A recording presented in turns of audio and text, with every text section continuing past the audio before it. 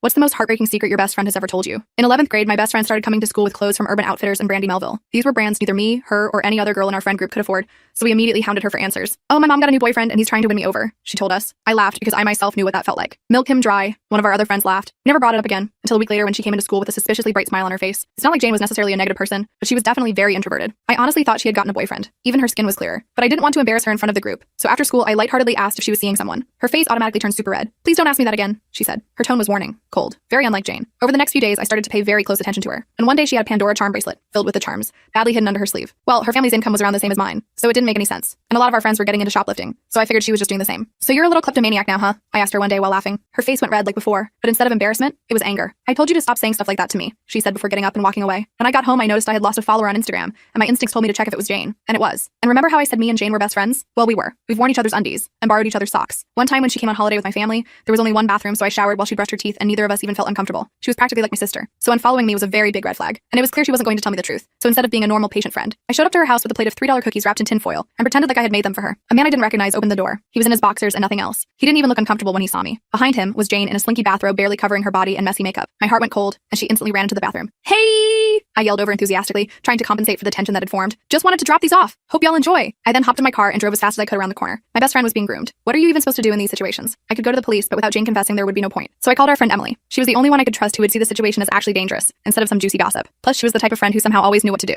And this time was no different. She said we need to convince Jane that what is going on is very wrong, and she is being groomed. Well, at the end of the month, Emily was due to present a project in class about the dangers of the online world. She told me to trust her, and try to win Jane's trust back in the meantime, so I did. The next day at school, Jane was super tense, and I could tell she was waiting to see if I'd bring it up. After she realized I wasn't, she acted warm to me. It was like old times. From there, I noticed that she stopped trying to hide her ever-growing collection of bougie jewelry, that she started wearing a locket every day that had a photo inside. It felt like Emily's presentation couldn't have come soon enough. She started off with cyberbullying and sharing passwords, so I had no idea where it was going, until she got to online grooming. She dedicated an entire slide to older people finding younger people, sending them money, and pretending like they loved them in order to receive favors. It was perfect because not only did the entire class gasp in disgust, but the teacher even chimed in to say how unacceptable this behavior was. The entire time I watched Jane like a hawk. I saw her slowly become more uncomfortable, bouncing her leg up and down super fast and biting all her fingernails off. I knew things were getting really good when she asked to go to the bathroom and ran off crying, because I knew it was for her own good. But as soon as lunch started, I got the text. Jane was spamming me asking me to meet her in the bathroom. I found her clutching her legs to her stomach in the cubicle. Her face was completely red and she couldn't even breathe. "Michaela, I stroked her hair waiting for her to finally blurt it out. I'm pregnant." My jaw dropped. I pulled away from her slightly to see if she was joking.